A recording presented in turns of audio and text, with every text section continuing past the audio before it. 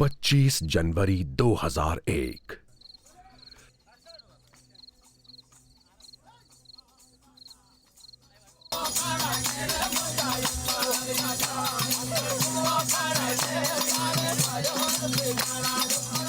लोग देश के 52वें गणतंत्र दिवस के स्वागत की तैयारियां कर रहे थे। ये रात भी गुजरात के कच्छ के लोगों के लिए दूसरी रातों से अलग नहीं थी।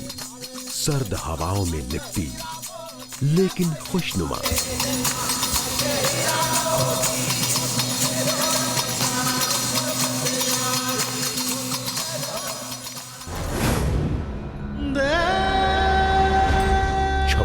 जनवरी 2001 सुबह की किरणों के साथ तबाही ने भी दस्तक दी। शहर अभी नींद के आगोश से बाहर निकला भी नहीं था कि धरती मां ने ऐसी तड़प से करवट ली कि पूरा भुज जमींदोज हो गया।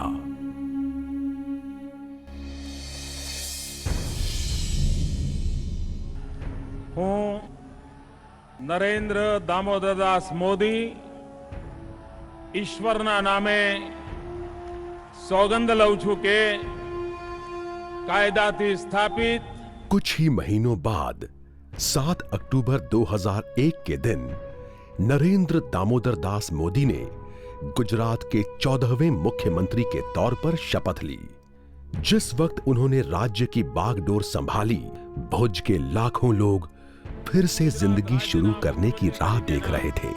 मारा कर्तव्यो श्रद्धापूर्वक અને અંતઃકરણપૂર્વક બજાવીશ અને ભય કે પક્ષપાત રાગ કે દ્વેષ વિના તમામ લોકો સાથે સંવિધાન અને કાયદા અનુસાર ન્યાયપૂર્વક વર્તીશ।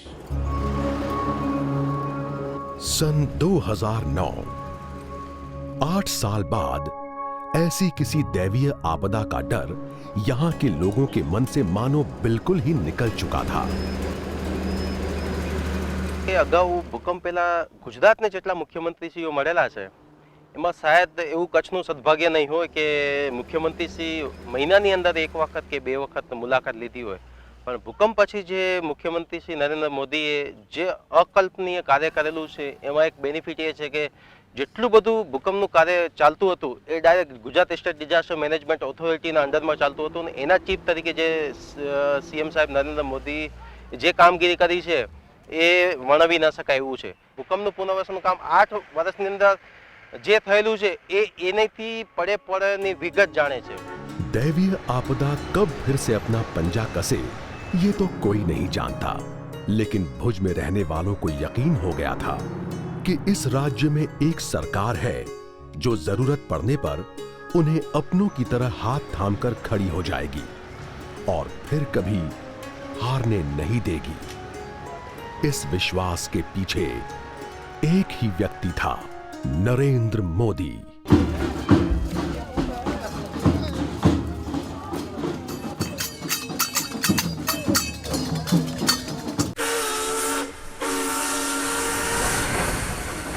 सन 1962 चीन ने भारत पर आक्रमण कर दिया था। सैनिकों से भरी रेलगाड़ियां सीमाओं की तरफ जा रही थी। ऐसी ही एक ट्रेन मेहसाणा के छोटे से रेलवे स्टेशन पर आकर रुकी। दिलों में देशभक्ति का दम भरकर दौड़ रहे स्वयंसेवकों में एक बच्चा भी था। स्वयंसेवकों के समूह का यह सबसे छोटा सदस्य था। 12 साल की उम्र में नरेंद्र मोदी नाम का ये बालक उसी तरह देश की सेवा कर रहा था जैसे राम सेतु निर्माण में नन्ही गिलहरी ने अपना योगदान दिया था।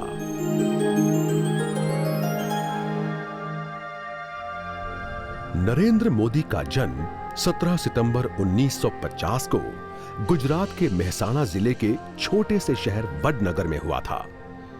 इनके पिता का नाम दामोदर दास मूलचंद मोदी और माता का नाम हीराबेन।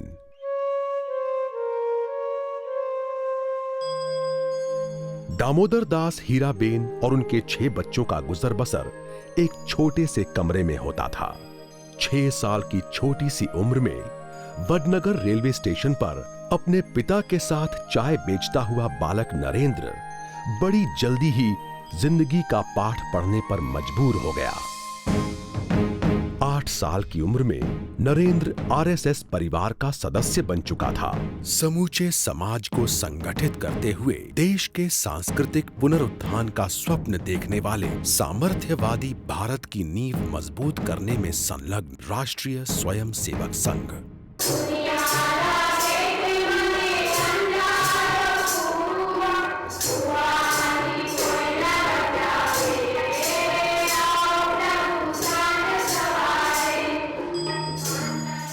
वडनगर उस छोटे से बच्चे की लगन और सीखने की ललक को कभी नहीं भूल पाएगा, जो आरएसएस की शाखाओं से लेकर स्कूल तक की धूल भरी सड़कों पर दौड़ता नजर आता था, ताकि कोई सबक जो उसे जिंदगी जीने की सीख दे न छूट जाए।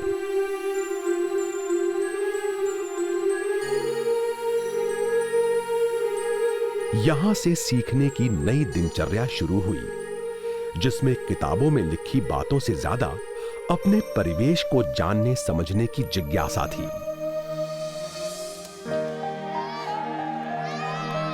इसी कारण बालक नरेंद्र अपने हमुम्र दोस्तों के साथ खेलते खेलते अक्सर गायब हो जाते थे। घर पे उनका कोई काम पड़ता, पिताजी बुलाते कि नरेंद्र भाई को बुलाइए, तुम सीधे वहाँ चले जाते हो। यदि उनको ढूंढना है तो वडनगर के तालाब के किनारे पे लाइब्रेरी है, वहाँ चले जाते थे। तो नरेंद्र भाई अक्सर हमें लाइब्रेरी में ही मिलते थे, जहाँ नरेंद्र घंटों किताबों में खोए रहते। यही नरेंद्र का साक्षात्कार स्वामी विवेकानंद के उपदेशों से हुआ। नरेंद्र के जीवन पर सबसे ज्यादा प्रभाव इन्हीं विचारों का हुआ। तो बचपन से उनके मन पर स्वामी जी का एक बहुत बड़ा प्रभाव रहा है। उन्हें बहुत ही किताबें पढ़ी, स्वामी जी के ही किताबें पढ़ते रहते थे। जब घर आते तो उस टाइम में उनके हाथ में कोई ना कोई किताब रहती थी। और उनका मेरे पर भी आग्रह था कि पंकज तो स्वामी जी की किताबों लेकर मुझे देते थे कि पंकज ये पढ़ा करो। इस प्रकार से एक स्वामी जी के विचार के वो धनी रहे।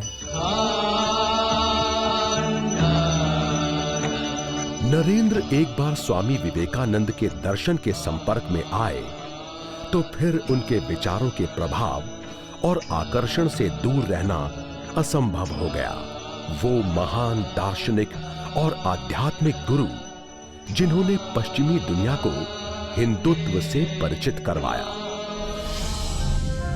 उनके शब्दों ने भारत की आजादी के लिए लाखों युवाओं को प्राण न्योछावर करने के लिए प्रेरित किया।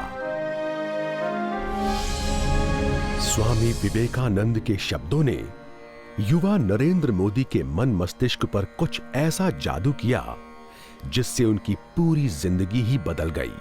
देश सेवा का संकल्प मजबूत हुआ और उन्होंने घर छोड़ने का फैसला कर लिया। हिमालय की कंदराओं में रहकर 2 साल तक नरेंद्र मोदी ने सन्यासियों के साथ त्याग और तपस्या का जीवन जिया। इसके बाद वो घर लौटे, लेकिन सिर्फ 1 दिन के लिए। नरेंद्र की मंजिल तब तक तय हो चुकी थी। नरेंद्र मोदी का आरएसएस से संपर्क बना रहा। पूरे संघ में जिन्होंने नरेंद्र मोदी पर सबसे ज्यादा असर छोड़ा था, वो थे लक्ष्मण राव इनामदार, यानी वकील साहब। वकील साहब उनके लिए सबसे उपयुक्त गुरु साबित हुए। नरेंद्र मोदी ये स्वीकार करते हैं कि आरएसएस में ही उन्होंने सामाजिक जिम्मेदारी, पूर्ण समर्पण और निस्वार्थ भाव से देश सेवा का पाठ पढ़ा।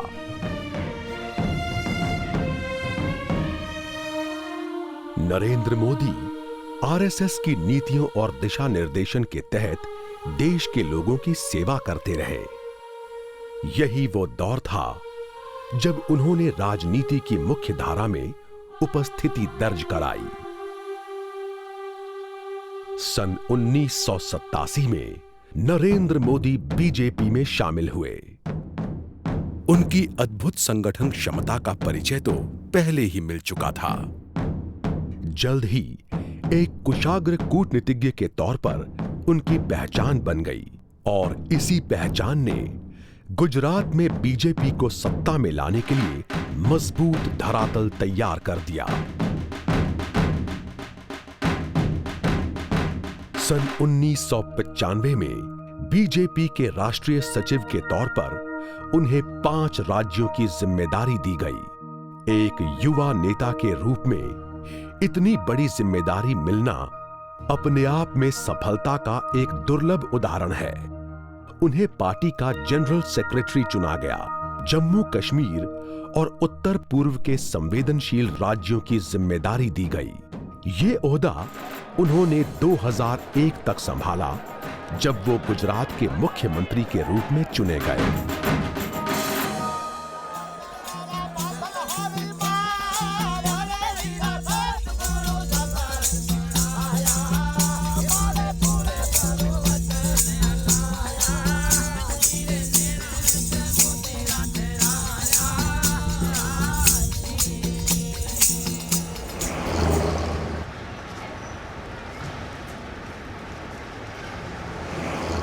मोदी ने जिस वक्त गुजरात की बागडोर अपने हाथों में ली, कच्छ पूरी तरह से बर्बाद हो चुका था।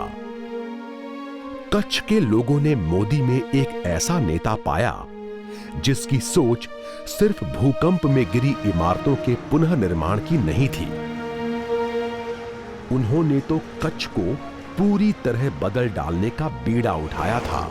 हमारी फैक्ट्री जो है वो कच्छ के रण में है। ब्रोमीन की एक जो हमारा प्लांट है वो कच्छ के रण में है और भुज से ये फैक्ट्री का डिस्टेंस 3.5 घंटा हुआ करता था। आज वही फैक्ट्री, वही भुज सिटी हम 1.25 घंटा में पहुंच जाते हैं। एक तरफ उन्होंने कच्छ में व्यापार और वाणिज्य को बढ़ावा दिया, तो वहीं दूसरी तरफ उच्च शिक्षा की नई दिशाओं का निर्माण किया। अभी आप जो बिल्डिंग देख रहे हैं वो हमारा नया गवर्नमेंट पॉलिटेक्निक भुज का बिल्डिंग है। पुराना बिल्डिंग अर्थक्वेक में पूरी तरह से डिस्ट्रॉय हो गया था। इस बिल्डिंग में हम तकरीबन 3 साल से शिफ्ट किया है। हमने जब भी 94 में कच्छ में प्लांट डाला तो हमें एक भी कच्ची एजुकेटेड आदमी नहीं मिल रहा था। आज के दिन बाहर से आदमी नहीं लाने पड़ते, जो पहले हमको बाहर से आदमी लाने पड़ते थे एजुकेटेड। आज इंजीनियर्स भी कच्छ से मिल जाते हैं, केमिस्ट भी कच्छ से मिल जाते हैं। पहले क्या कच्छ यूनिवर्सिटी नहीं थी, उसकी वजह से हमें गुजरात यूनिवर्सिटी और अदर स्टेट में जियोलॉजी के अभ्यास करने के लिए जाना पड़ता था। उन्होंने उद्योग और शिक्षा के बीच एक संपर्क सेतु का निर्माण किया। उनके इस कदम ने सभी क्षेत्रों की काया पलट कर दी। उसके बाद कच्छ ने कभी पीछे मुड़कर नहीं देखा। जिस वक्त भुज में जिंदगी वापस पटरी पर लौट रही थी, नरेंद्र मोदी और आगे देख रहे थे। उनकी आंखों में एक बड़ा सपना पल रहा था। वो सिर्फ कच्छ को ही नहीं, बल्कि पूरे गुजरात की प्रशासनिक मशीनरी के पुनर्निर्माण पर विचार कर रहे थे। सन 2002 राज्य की 182 सीटों में से 128 पर बीजेपी को विजय मिली। 22 दिसंबर 2002 को हुए शपथ ग्रहण समारोह को लेकर लोगों में इतना जोश और जुनून था कि इसे खुले स्टेडियम में आयोजित करना पड़ा। महज 10 महीने पहले हुए गोधरा कांड और उसके बाद हुई हिंसा के बाद किसी को यकीन नहीं था कि बीजेपी फिर सत्ता में लौट पाएगी। I went to Gujarat at the invitation of the Gujarat government, or rather at the invitation of the Chief Minister, Mr. Modi. At no time was there any dispute that the main objective was to see that the riots end and the riots ended after I joined within 3 days or 4 days. आज हम गोधरा के बाद के एक दशक में देश के इतिहास को खंगालते हैं तो पाते हैं कि गुजरात शायद देश का एकमात्र राज्य है जहां जाति, धर्म या संप्रदाय के नाम पर किसी प्रकार की हिंसा की एक भी घटना नहीं हुई। My feeling is that he was absolutely interested in seeing that the riots end and the confidence of the minorities returns. जीत हार के समीकरण को पीछे छोड़ मोदी आगे ही बढ़ते गए। वो पूरी एकाग्रता के साथ गुजरात को विकास के पथ पर आगे ले जाने के अभियान में जुटे रहे। मित्रों, मैं यहाँ आपके बीच आया हूँ इसलिए नहीं कि मैं मुख्यमंत्री हूँ, मैं आया इसलिए हूँ कि मैंने आपका नमक खाया है। नरेंद्र मोदी ने समाज के सबसे वंचित और समाज के द्वारा हाशिए पर धकेल दिए गए नमक के किसान के होठों पर न सिर्फ मुस्कान लौटाई बल्कि उनकी जिंदगी के अंधेरे में उम्मीद का दीपक भी जला दिया। सॉल्ट इंडस्ट्री की जो कमोडिटी के अंदर मेन कम्युनिटी है, उसको हम अगरिया बोलता है, सॉल्ट फार्मर्स, उनकी लिविंग स्टैंडर्ड और उसके लिए 3 क्षेत्र के अंदर काफ़ी अच्छा मार्केबल जो सपोर्ट है वो मिला है। जैसे एजुकेशन, रहने के लिए अच्छे मकान, और तीसरा ड्रिंकिंग वाटर एंड हेल्थ।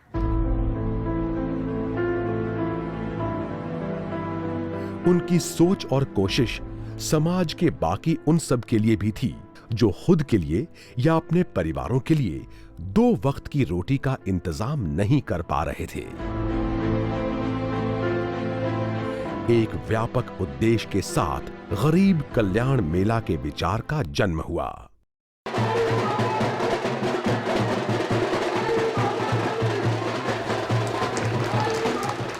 क्या आपने कभी सोचा है कि गरीब और बेसहारा लोगों के जीवन का मकसद आखिर क्या हो सकता है?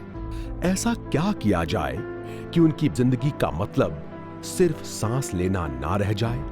इन सभी सवालों का जवाब गरीब कल्याण मेला में मिला। शायद ये श्री नरेंद्र मोदी के संस्कार ही थे जिनकी वजह से उन्होंने गरीब कल्याण मेला की सफलता को खुद की सरकार के लिए आत्मगौरव का विषय कभी नहीं बनने दिया। नमक किसानों का सवाल हो या गरीब कल्याण मेला, इन सब का मकसद सिर्फ इतना था कि इन लोगों के दिलों में सम्मान के साथ जीने की ललक बढ़े, जिससे वो रोजगार के काबिल बन सके, जिसका मकसद खुशी और आनंद के दायरे को बड़ा करना और इसमें ज्यादा से ज्यादा लोगों को शामिल करना था, जिससे वो खुद को समाज की मुख्य धारा से जोड़ सकें। अमर तेरे प्राण मिला तुझको वरदान, तेरी आत्मा में स्वयं भगवान है रे। जहां एक तरफ गरीब कल्याण मेला जैसे कार्यक्रम चलाए जा रहे थे, वहीं दूसरी तरफ गुजरात उद्योग और व्यापार के क्षेत्र में नई संभावनाएं भी तलाश रहा था। सस्टेनेबल डेवलपमेंट सभी क्षेत्रों में विकास की पहली शर्त बन रहा था। 10 साल के अंदर में इन्होंने काफ़ी मैन्युफैक्चरिंग प्रोडक्शन बढ़ाई है। Automobile, electrical, pharmaceutical, basically pharmaceutical बहुत अब काफ़ी इंडस्ट्री आ गई है भाई।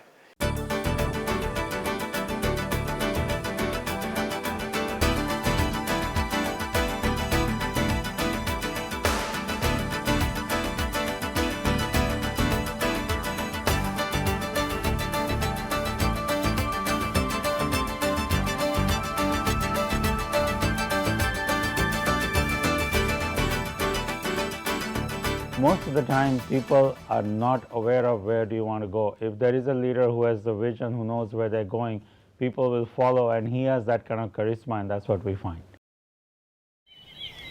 सतत विकास के साथ ये भी जरूरी था कि राज्य अपनी एक अलग पहचान बनाए।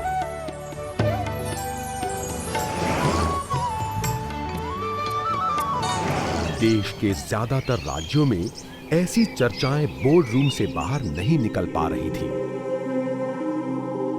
दुनिया के दूसरे देशों में ऐसी कोशिशें हो रही थी, लेकिन अत्यंत सावधानी के साथ। लेकिन नरेंद्र मोदी ऊंचे इरादे काबिज करने के लिए तैयार थे।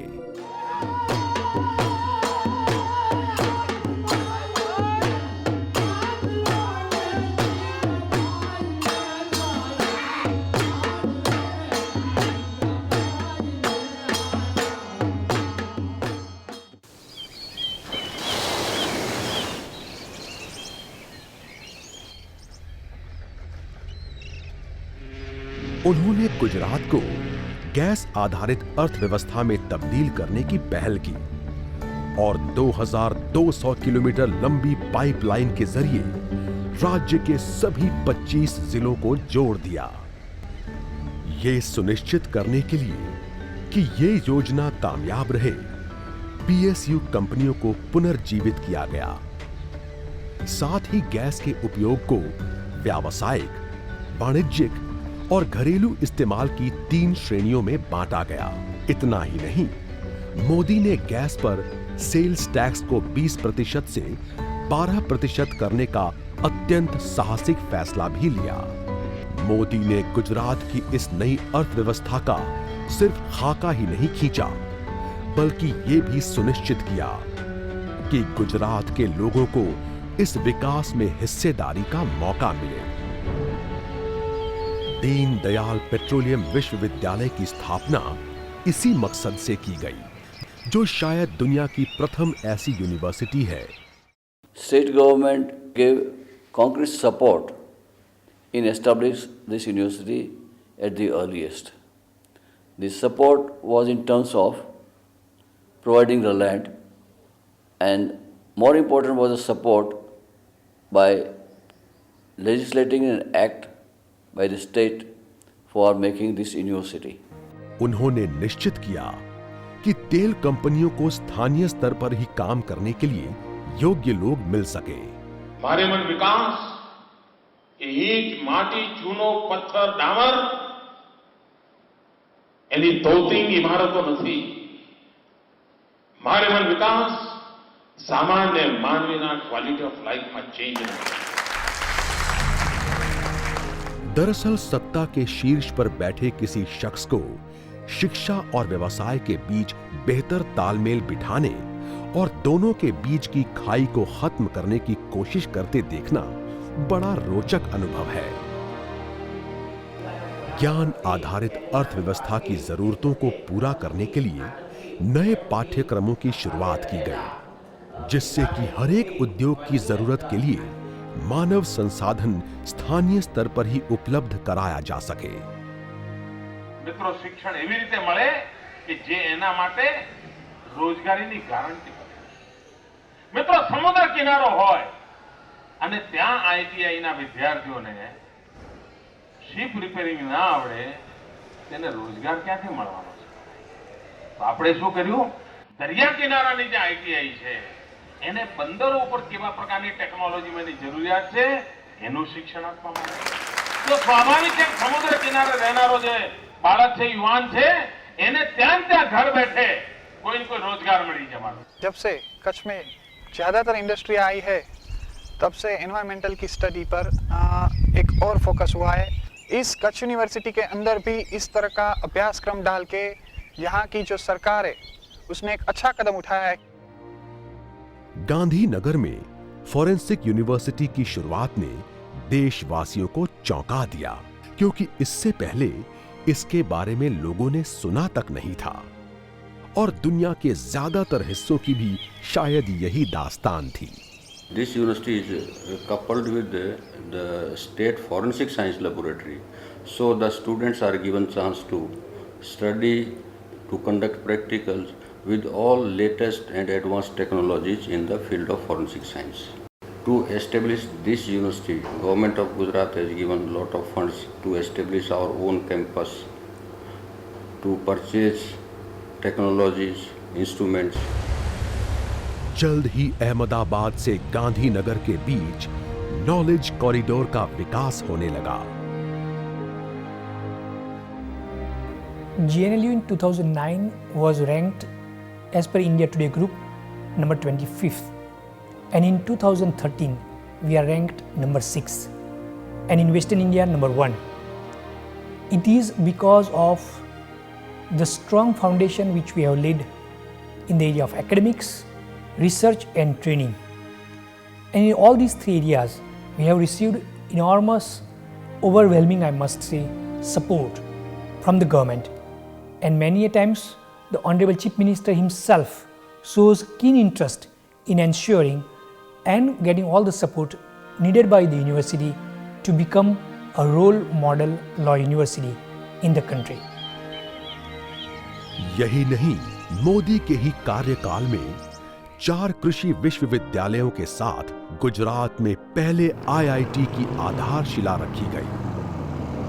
I'm quite happy to see that Gujarat is also having an IIT, because I can see my Gujarat developing at a very high pace in terms of industrial development. There are a lot of good academic institutions in and around Ahmedabad, which is what you need in a good city for growth of a new institute.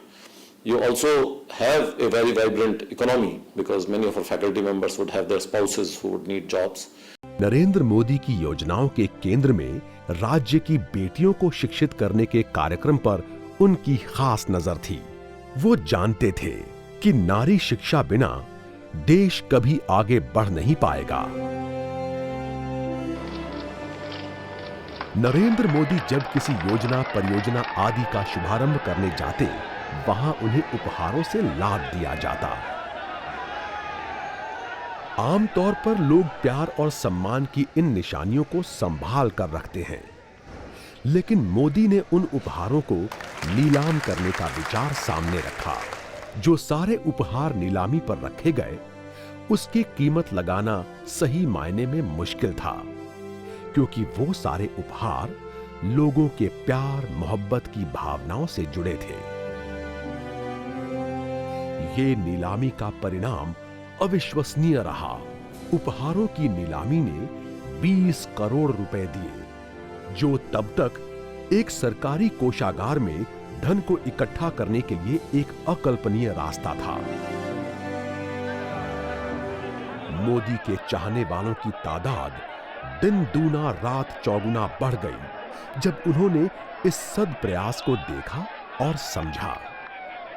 These auctions are not meant to collect money only, but creating awareness and emphasizing on the need of the education of girl children in Gujarat. बेटियों की शिक्षा के विकास के लिए इस योगदान से ऐसी योजना चंद दिनों बाद ही शुरू हो गई।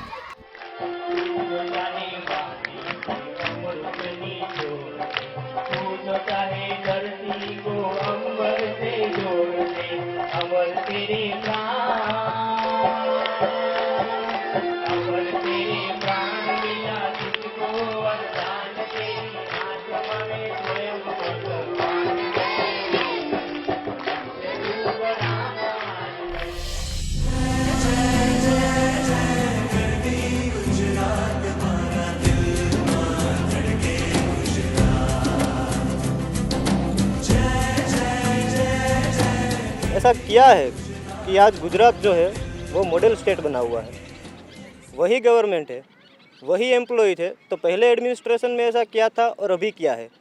कई जगह पे ऐसा होता है कि वहाँ के लड़कियों को पढ़ाते नहीं है, कई जगह पे बोलते हैं कि हम लड़कियाँ घर से बाहर नहीं निकलती, लेकिन अभी यहाँ पे सौराष्ट्र का रापर एरिया है और चिखली एरिया है, कच्छ में ये सब, तो यहाँ पे इतना ऑकवर्ड था। फिर भी अभी ये हो रहा है कि वो लोग अपने एक एक रुपया इकट्ठा करके वो रिलीफ फंड में दे रहे हैं कि ये पैसा आप लो और कन्या केळवणी के लिए, लड़कियों को पढ़ाने के लिए इसका इस्तेमाल करो। एक एसटी में नौकरी करना ड्राइवर 51,000 રૂપિયાનું માતબર દાન આ ગામની દીકરીઓ ભણે, આ ગામના ભૂલકા માટે ભણે। આજે મારે માટે આ વર્ધાના મુવાડા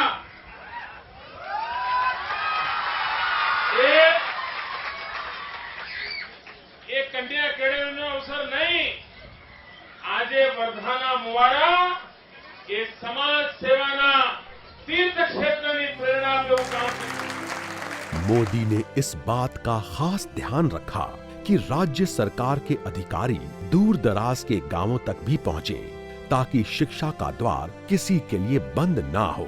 कन्या केळवणी योजना थी हमने छोकरी हमें बो फायदो थाय छे कि अमे छोकरीने गमे ते मोकले, बजार में मोकलीए, पैसा 500 ની નોટ बी लईने मोकलीए तो छोकरी कम्प्लीट पूरो हिसाब करीने लईने आवे ने छोकरी चालाक बने। ચોપડીઓ મળે છે, સદ્યાપોતી, દફતર, સ્વેટર, કપડાં, પૈસા બધું લપ થાય છે। અમારે કમાવાની શક્તિ નથી અમારા। गुजरात हर एक शाम को इस उम्मीद से अलविदा कहना सीख गया कि अगली सुबह विकास की नई किरण लेकर आएगी, एक ऐसा दिन जिसमें किसी से भेदभाव नहीं होगा।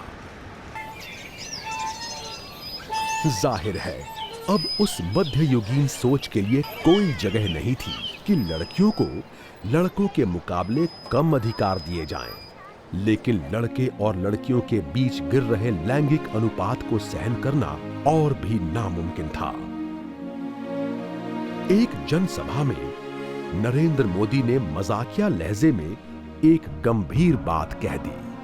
प्रिय अभिभावकों, अगर लड़कियों की तादाद गिरती रही तो आप निश्चिंत हो जाएं कि हर 1000 में से 200 लड़के उम्र भर के लिए बैचलर हो जाएंगे। लेकिन हंसी मजाक में कही बात लोगों के हृदय को छू गई। गुजरात में अभूतपूर्व स्त्री भ्रूण हत्या विरोधी सरकार प्रेरित जन आंदोलन चला।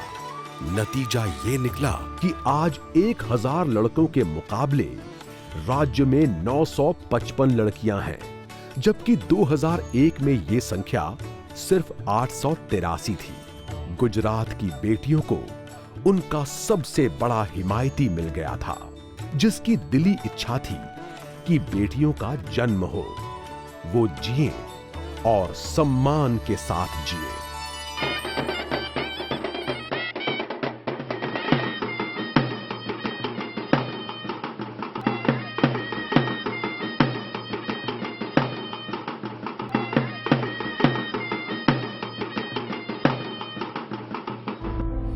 जिस वक्त नरेंद्र मोदी बेटियों के लिए समानता की लड़ाई लड़ रहे थे, ठीक उसी वक्त हजारों गर्भवती महिलाओं को सही पोषण न मिलने से उनकी मृत्यु हो रही थी। नरेंद्र मोदी की तो मानो नींद ही उड़ गई। मोदी को पूरा यकीन था कि किसी भी विचार या योजना की कामयाबी आम आदमी की सहभागिता पर निर्भर करती है।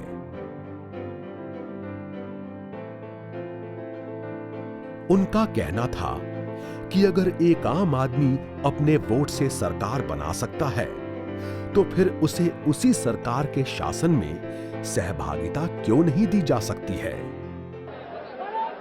नरेंद्र मोदी ने जल्द ही सभी पंचायत प्रमुखों को बुलाया और खुद भी गांवों का दौरा किया। भाई तमने खबर छे?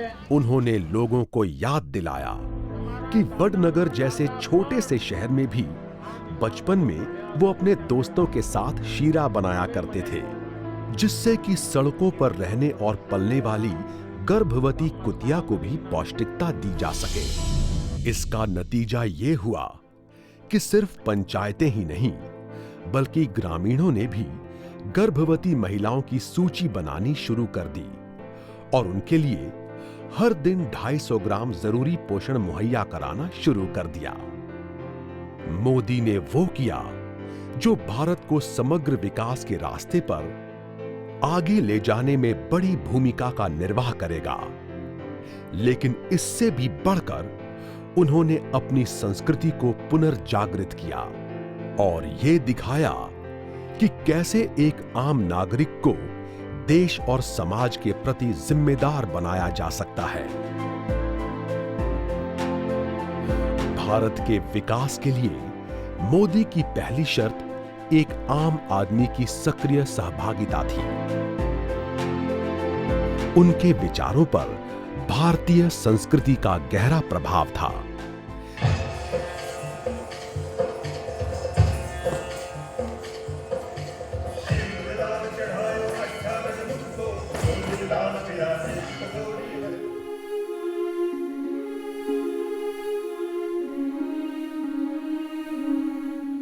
भारतीय जीवन पद्धति के सिद्धांतों के अनुसरण ने जहां चिरंजीवी योजना को सफल बनाया, वहीं स्वामी विवेकानंद के बताए मार्ग पर चलते हुए कन्या कलावनी योजना को कामयाबी मिली।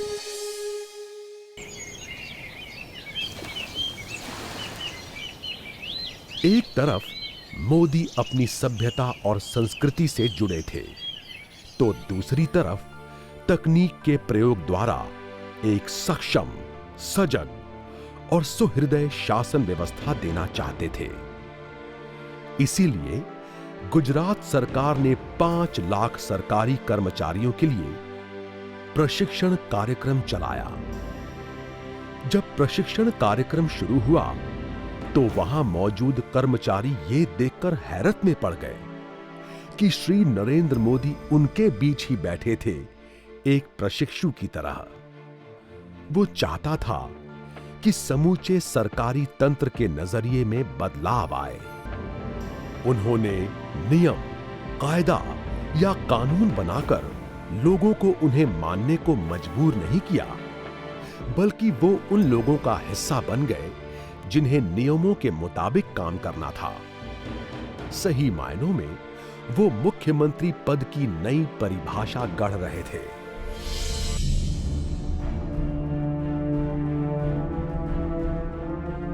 स्वागत ऑनलाइन और टेली फरियाद कार्यक्रमों के जरिए सही मायनों में एक वर्ग विहीन समाज की तरह गुजरात का एक आम आदमी मुख्यमंत्री तक सीधा पहुंचकर अपनी समस्याएं बता सकता था,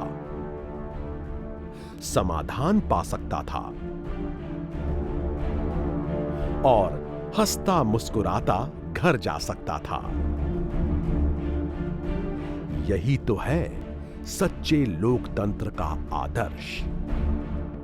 कोई पण नानो माणस छे एने जो सीधो जवाब जोतो होय अने कोई पण अधिकारीओ धक्का खवडावता होय तो आ एक सारी लाइन छे जे सामान्य व्यक्ति माटे उपयोग करी सके छे।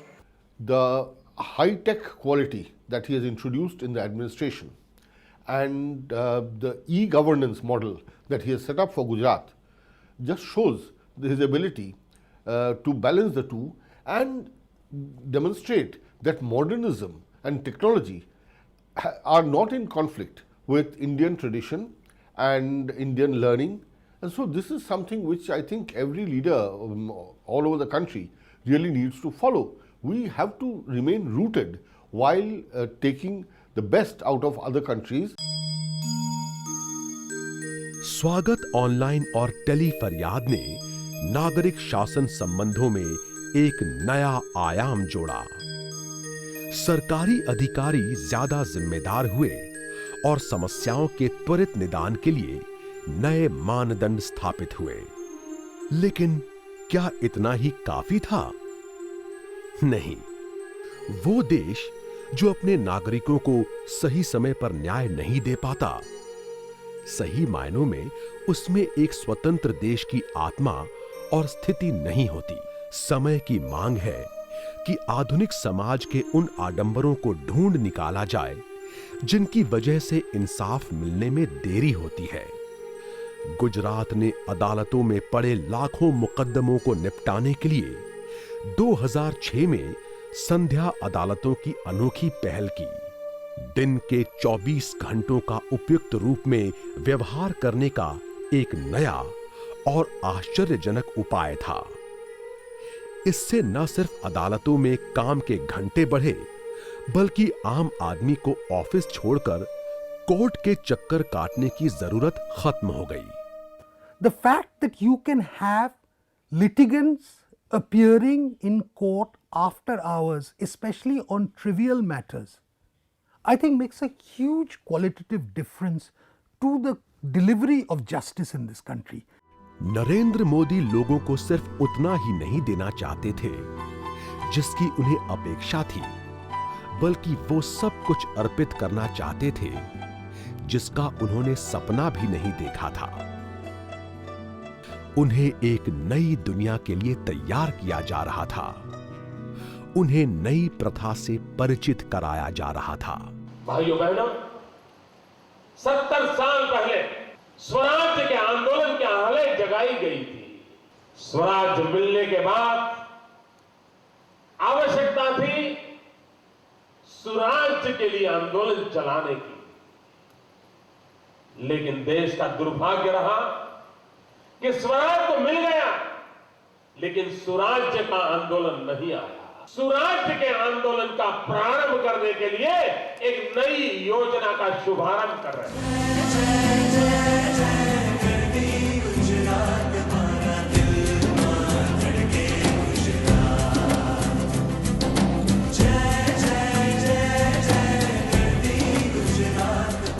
गुजरात की लंबी तट रेखा लोगों के सुखी जीवन के लिए वरदान है, तो वहीं रेगिस्तान प्रकृति की क्रूरता का नमूना। लेकिन गुजरात के लोग मुश्किलों को भी मौकों में बदलने का हुनर जानते हैं।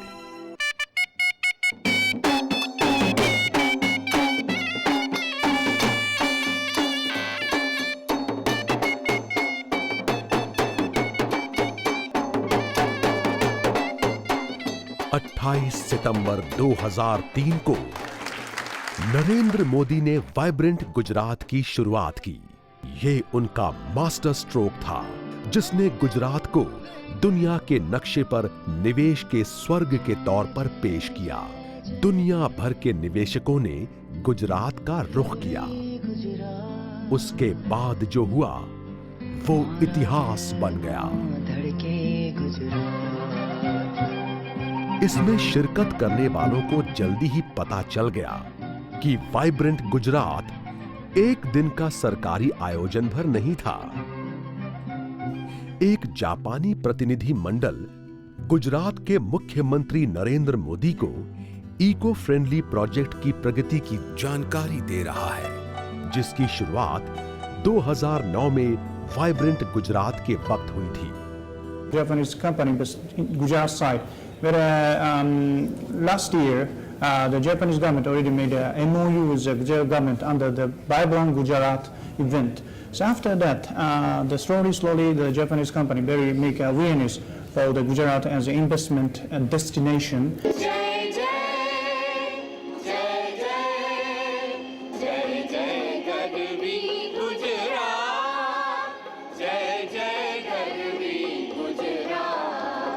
और उसके बाद साल 2011 का वाइब्रेंट गुजरात।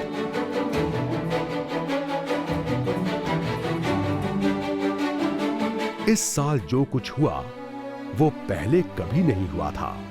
मंच पर अमेरिका से आया एक बहुत ही जाना पहचाना चेहरा मौजूद था और ऐसा लगा जैसे मोदी और अमेरिका के रिश्तों को एक नई दिशा मिलने वाली है।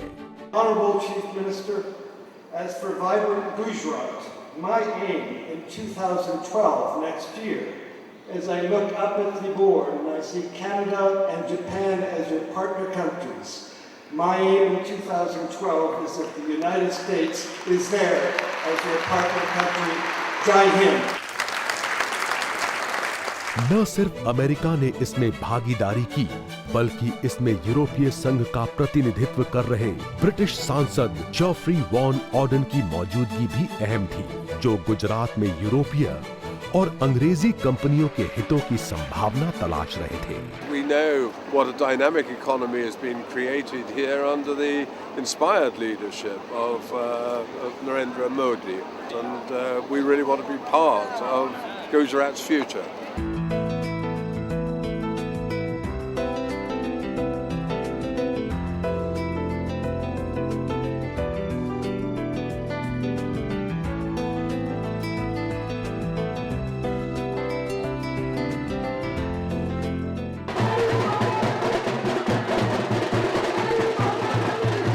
एक तरफ वाइब्रेंट गुजरात था तो दूसरी तरफ नरेंद्र मोदी कृषि महोत्सव की शुरुआत कर रहे थे।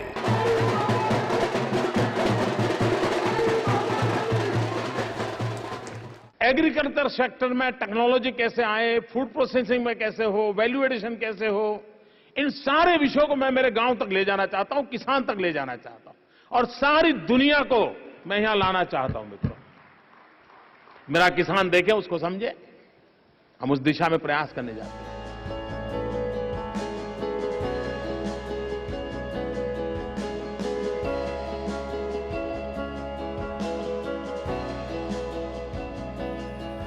कृषि इस देश की जीवन रेखा है।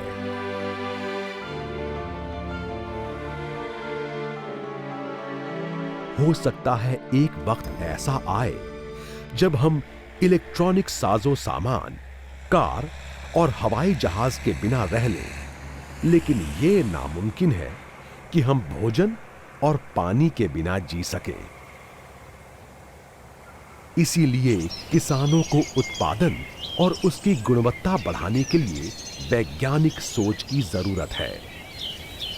कृषि महोत्सव एक ऐसा आयोजन है जो किसानों, सरकारी अधिकारियों और कृषि वैज्ञानिकों को जोड़ता है। इससे प्रयोगशालाओं से निकलकर व्यावहारिक ज्ञान किसानों तक पहुंचता है।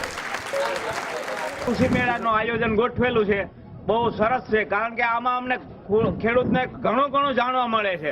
गुजरात ही एकमात्र ऐसा राज्य है जहां किसानों को मिट्टी और उसके मुताबिक फसलों की जानकारी देने के लिए सॉइल हेल्थ कार्ड दिए जाते हैं। ખેતીના લાભ માટે અમને 50% ઊંચી ક્વોલિટીનું બિયારણ અમને સરકારે આપ્યું હે। જો બીજે લેવા જઈએ માર્કેટિંગનો ખર્ચો અમારો વધે એ લાવી શકીએ નહીં, વાવી શકીએ નહીં। સરકારે અમને 50%ના રાહતમાં જે લાભ આપ્યો। लेकिन पानी से वंचित गुजरात के उत्तर पूर्व के इलाकों के लिए कृषि महोत्सव का कोई खास मतलब नहीं था। यहाँ की मिट्टी में जीवन नहीं था। इस मिट्टी में सांसें लौटाने के लिए स्नेह और समर्पण की जरूरत थी। देश के दूसरे हिस्सों में जो सबसे बड़ी पहेली थी, नरेंद्र मोदी ने उसका हल ढूंढ निकाला। जिस मिट्टी को किसानों का पसीना पीकर अपनी प्यास बुझानी पड़ती थी, उसे नदियों का पानी मिलने लगा। हरियाली छा गई, धरती माता झूम उठी।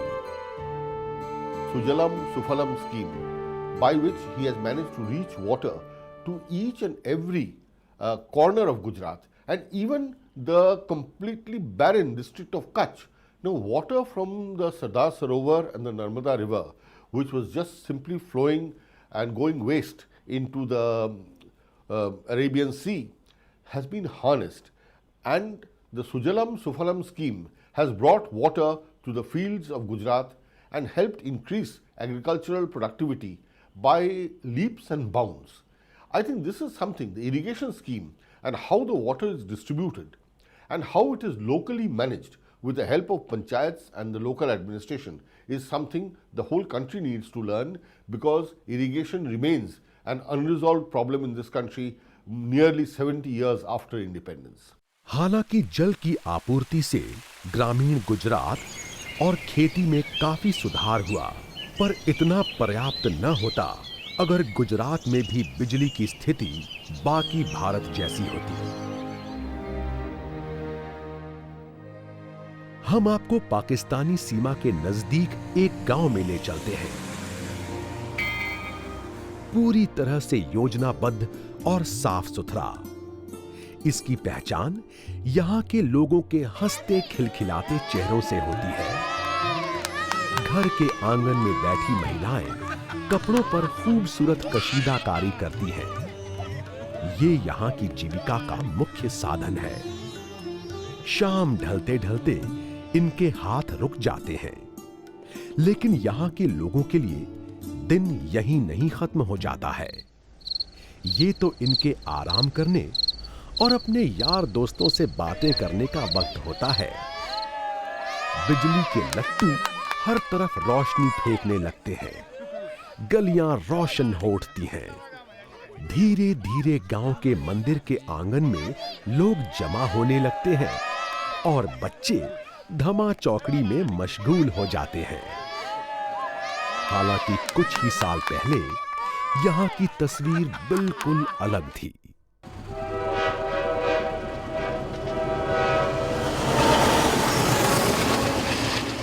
ये वो वक्त था जब लाखों की तादाद में लोग गांव से शहरों की राह पकड़ रहे थे।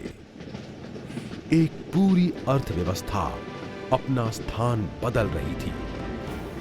मोदी ने इस समस्या का मूल जानने की कोशिश की। उन्होंने महसूस किया कि कृषि बिजली के बिना मुमकिन नहीं थी। ये सबसे अहम कारण था जिसकी वजह से लोग अपनी जमीन पर खेती को छोड़कर शहरों में नौकरों की तरह रहने को भी बेहतर मान रहे थे। જ્યોતિગ્રામ આવ્યા પછી ગ્રામ્યમાં નાના મોટા ઉદ્યોગો ધંધા ખુલ્યા છે, એના કારણે પાયાની જીવન જરૂરિયાત જેવી વીજળીના કારણે પાણી એ પ્રશ્નો હલ થયા છે, લોકોનું જીવન ધોરણ ઊંચું આવ્યું છે। इसका परिणाम ये हुआ कि मृतप्राय ग्रामीण उद्योग और कृषि पुनर्जीवित हो उठे और शहरों से गांवों की तरफ लोगों की उल्टी दौड़ शुरू हो गई। गुजरात देश का पहला राज्य है जहां के हर गांव में रातें भी रोशन हैं।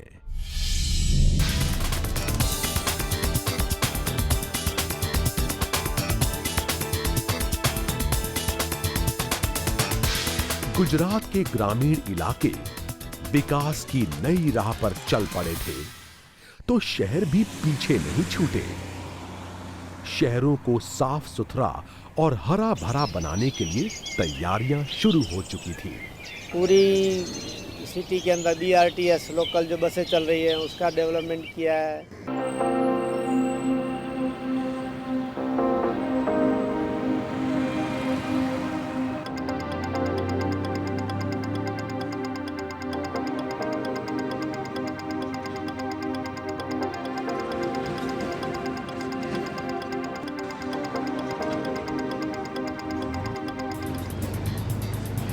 आज अगर सिर्फ अहमदाबाद में BRTS कॉरिडोर का प्रयोग सफल है तो उसके पीछे सरकारी कोशिशों के साथ यहां के लोगों की जागरूक सोच भी है। पहली बार लोगों ने सरकारी संपत्ति को अपनी मिल्कियत माना।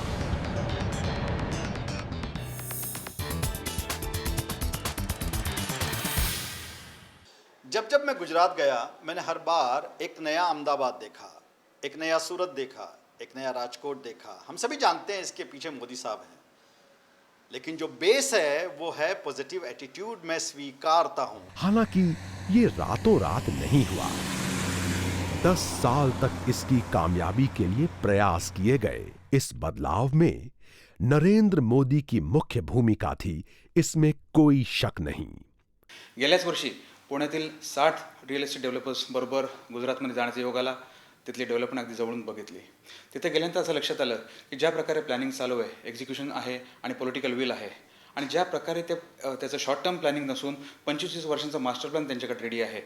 सभी को सार्वजनिक कार्यों के लिए उत्साहित करना, सबको एक साथ जोड़कर चलना, सबकी सुनना और हर एक व्यक्ति को उसका उत्तरदायित्व याद दिलाना, इन सभी विचारों और कर्तव्यों का निचोड़ कामयाबी की इस कहानी में है। सभी को साथ लेकर चलने की इस कला ने यहां के लाखों लोगों के दिलों में जगह बनाई और वो विकास के कार्यों में जुड़ने को बेताब हो उठे। India as a rule has been over administered and under governed. Narendra Modi, what he has done, he has tried to make government simpler and has put the word efficiency into the lexicon of governance. भुज, गांधीनगर और बड़ौदा जैसे शहर साफ सुथरे और हरे भरे बनते जा रहे थे। इनकी कामयाबी का राज भी अहमदाबाद से अलग नहीं है। This city very clean. You see, really, I think they're full of sort of freshness. सबसे अहम बात यह है कि यहाँ की सरकारी मशीनरी ने शहर को सिर्फ बाहर से ही खूबसूरत बनाने की कोशिश नहीं की, बल्कि इसे अंदर से भी निखारा। देश का शायद ही कोई ऐसा शहर है जहां महिलाएं खुद को पूरी तरह सुरक्षित समझती हैं। लेकिन गुजरात की कहानी अलग है। राज्य के जीवन में क्रांति लाने वाले शख्स की ये सबसे बड़ी उपलब्धि है। उन्होंने ये सुनिश्चित किया कि लोग कानून का पालन करें।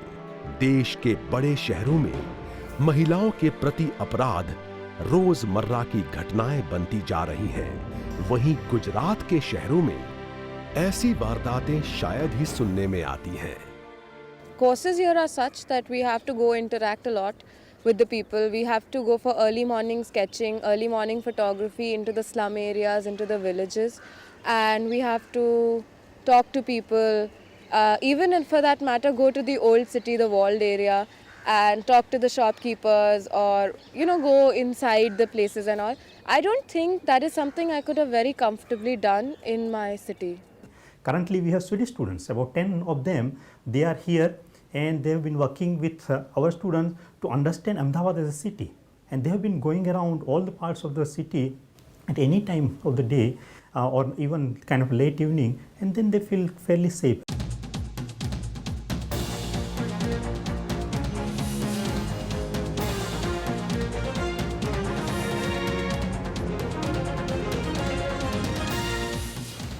किसी भी सरकार से उम्मीद की जाती है कि वो राज्य की समृद्धि के लिए पुल बनाए, सड़कें बनाए, उद्योग धंधों का विकास करे, लेकिन गुजरात में इससे ज्यादा ही नहीं बल्कि बहुत कुछ अलग हो रहा था। इसकी वजह नरेंद्र मोदी की दूरदृष्टि थी। मोदी ने राम राज्य की सिर्फ बात नहीं की, उन्होंने कहीं दूर दराज के देश से खुशियां आयात करने का ख्वाब नहीं दिखाया। उन्होंने तो लोगों को विश्वास दिलाया कि स्वर्ग यहीं है, उनके अपने घरों में। उन्होंने लोगों से अपने दिलों में झांकने को कहा, खामियां भुलाकर अपनी खूबी पहचानने के लिए उत्साहित किया, जिससे उनकी कमजोरी ही ताकत बन गई। उन्होंने कामयाबी की नई इबारत लिखने के लिए ज्ञान शक्ति, ऊर्जा शक्ति, जल शक्ति, जन शक्ति और रक्षा शक्ति, इन सभी 5 तत्वों की पहचान की। The uniqueness about Narendra Modi was that he was only partly chosen as the prime ministerial candidate by his party. I think substantially it happened because there was a great yearning from below. And this sort of yearning from below, the pressure from below to give him a meaningful role, to actually catapult him to the leadership, was what distinguished him. Now the question is why? And the reason for that is very simple. For so long, India has been going through a period of drift, listlessness. It has underperformed as far as its potential is concerned. Narendra Modi comes out as a person who is a contrast to the drift, to the indecisiveness, to the weakness. प्रकृति का जितना प्यार भारत को मिला, उतना दुनिया के किसी और देश को नहीं। धरती मां ने इसे विशाल जल भंडार का तोहफा दिया है। मोदी ने इस प्राकृतिक संसाधन के सही इस्तेमाल और संरक्षण के लिए नया दृष्टिकोण दिया। पानी सिर्फ कृषि और उद्योग के लिए कामयाबी की कुंजी नहीं है, बल्कि ऊर्जा शक्ति का आधार भी यही है। वो ऊर्जा जिसके जरिए गुजरात का हर गांव रोशन हो रहा है और आम आदमी की जिंदगी में उम्मीदों का चिराग जल रहा है। પહેલા તમારા અંદર મોટા ઝાકડા હતા, હાથે ઘુમાઈ અને બનાવતા હતા, અને હવે આધુનિક જમાનો આવ્યો છે, એના લઈને ઇલેક્ટ્રિક બનાવ્યો છે, ઇલેક્ટ્રિક। इसके साथ ही नरेंद्र मोदी ने गुजरात के लिए गैस आधारित अर्थव्यवस्था की जो राह चुनी है, दरअसल पूरी दुनिया को उसी से होकर गुजरना है। I'm very hopeful that other Indian states will recognize the enthusiasm that investors are showing for Gujarat and thereby take the lead on some of the policies that are emerging here that are so pro-business. More and more states need to take the lead that's taking place here in Gujarat. It's only going to benefit the economy not just for India but for the rest of the world. Narendra Modi ने विकास का जो भी काम किया, उसकी परिधि फिलहाल गुजरात की सीमाएं हैं, लेकिन समस्याओं की उनकी समझ और उनके समाधान का स्वरूप राष्ट्रीय है। No, electricity and water and roads, Bijli, Sadak, Pani are the three basic needs of the Indian population, particularly those living in villages, which is 70% of the total population. And this Bijli, Sadak, Pani, roads in Gujarat are of course extraordinary. They are worthy of emulation throughout the country and in other parts of the world. So if the Bijli, Sadak, Pani with innovative schemes can be resolved, and already I'm saying the roads are already very good. Now electricity was a problem, water was a problem, but these have been resolved by Mr. Modi through very innovative methods and ideas, and his interactions with villagers, his direct approach to villagers. He tours all the time, goes to villagers, discusses their problems and resolves them urgently. So all these things taken together, if today there is one state about which we can say that there is proven good governance, Sushashan, that is Gujarat. And I have no doubt that when people are looking to Mr. Modi to kind of resolve issues at a national level, they are looking at the Gujarat model because that has already achieved and it is a replicable model. देश के विकास के लिए नागरिकों का स्वस्थ और प्रसन्न चित्त रहना जरूरी है। इसके लिए शारीरिक, सामाजिक और आर्थिक सुरक्षा सुनिश्चित होनी चाहिए। रक्षा शक्ति और ज्ञान शक्ति इस दिशा में उठाए गए महत्वपूर्ण कदम हैं। और जब लोग प्रसन्न होते हैं तो मुश्किलें पलक झपकते ही गायब हो जाती हैं। दृष्टिकोण साफ हो तो भ्रम का पर्दा हट जाता है। बरसों से धूल खा रहे मुद्दों का समाधान मिल जाता है। You look at Jammu and Kashmir not as an integral part of India and you see a problem. But if you look at Jammu and Kashmir as an integral part of India, you don't see a problem. What you see is a pile-up of governance issues which need to be sorted out.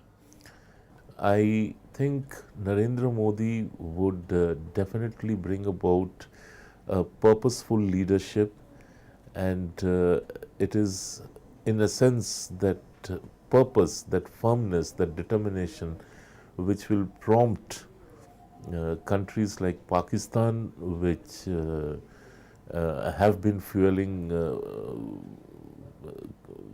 dissent and separatism in Kashmir Valley. They will then get the message that they should lay off, and once we achieve that, it would be much easier to take care of the internal security scenario. यानी जब हम ईमानदारी पूर्वक अपनी मुश्किलों को पहचान लेते हैं और उनका समाधान तलाशने में शरीर और आत्मा की पूरी शक्ति लगा देते हैं, तो राष्ट्र निर्माण की पहली शर्त स्वतः ही पूरी हो जाती है। हमारे अंदर आत्मसम्मान की भावना बलशाली होने लगती है। मोदींमुळेच भारत बदलू शकेल असं वाटते। নরেন্দ্র মোদি আমাদের ইয়াংস্টার্সদের একটা প্রেরণা জাগ্রত করেছেন। আমাদেরকে একটা স্বপ্ন দেখেছে भी इंडिया चेंज होते पारे। और जब हम खुद का सम्मान करने लगते हैं तो दुनिया भी एक राष्ट्र के रूप में हमारी ओर आदर की दृष्टि से देखने लगती है। What somebody like Narendra Modi would achieve in succeeding is letting Beijing know that it is now doing business with a new Delhi, a New Delhi which also means business and will not take things lying down. Does that mean India should become more aggressive and belligerent towards China? No, it doesn't mean that.